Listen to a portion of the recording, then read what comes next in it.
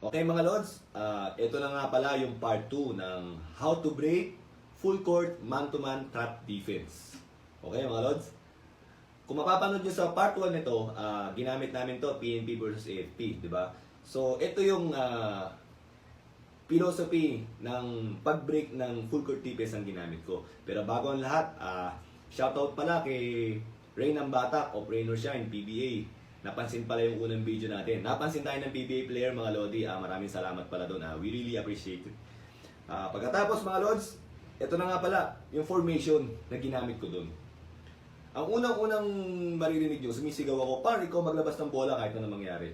Kasi mga Lods, man to man sila, ang gusto kong mangyari, ang maglalabas ng bola ay marunong pa rin magdala ng bola. 2-3, usually ang pinaglalabas ko ng bola dyan. Tapos mga Lods, kaya ganito ang formation yan para medyo maluwag at makapag-bigay sila ng screen. Ngayon pa, napasa yung bola rito or dito, kahit saan, kung saan mo mapasa yung bola, dadaan ka sa gitna, tapos magbo-ball side ka. Bakit ganun mga Lodi? Kasi, pagpasa mo ng bola, dahil trap nga sila, which is ganun din naman yung ginawa nila, nag-double sila dito. Ngayon, kung ikaw mag-stay ka lang dyan, or bahala ka na sa buhay mo, malamang sa malamang mahirapan yung kakampi mo. Kaya, ang sabi ko, pumunta ka dito sa gitna. At gusto ko marunong magdala ng bola. Dahil pag double niyan, tumatakbo to sa gitna, at pag pinasa yan dyan, 3-on-2 situation na. Sabihin nila, mga Lods, ang trap defense pag pinasa rito, pag dumobo dyan, pupunta to dito. Walang problema yung mga Lods. Pag yan, nakuha niya yan, kaya nga sinabi ko, balik dito. Maririnig nyo rin yun sa unang video namin. Pinapabalik ko to. Bakit? Dahil pag dinobol to, at hindi mapasahan itong nasa gitna, pwede mong ipasa dyan. At mga Lods, maganda na sitwasyon yan. Okay? Nakuha natin mga Lods. Paano pag, Lods, pagka nangyari naman, hindi na ipasa dito. Nagano sila, hindi na ipasa.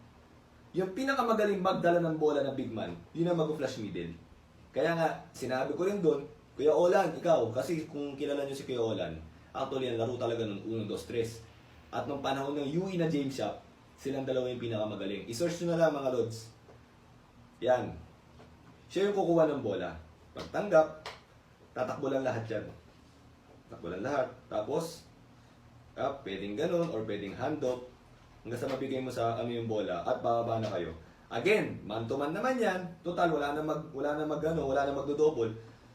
Siguro naman, madali nang ibaba yung bola niyan ng 1-on-1. Di ba? Okay, another na naman. Ano yung mga dapat tandaan dito mga Lods? Ang dapat mong tandaan dito mga Lods, kung ikaw yung offensive player, nag-trap defense sila, dapat mo laging iisipin, tutulungan mo yung kasama mo.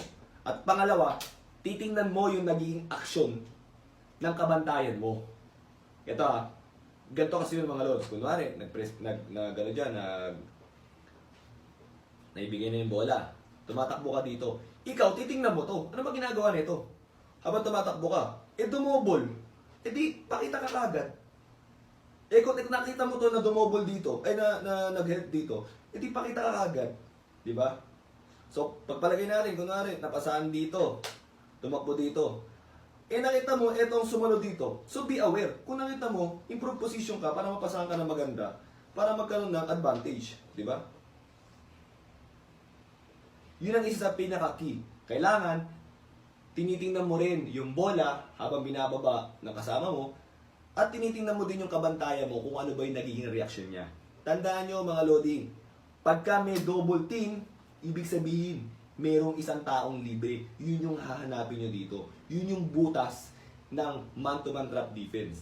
Kaya nga, ang instruction ko, once na na-break namin yung press, automatic, atake. Kaya nakapag 7-0 run kami noon, sila naman yung nag-timeout. Sana Lodi, meron kayong natutunan sa video na ito. At kung meron pa kayong mga tanong, i-comment nyo lang below. Thank you!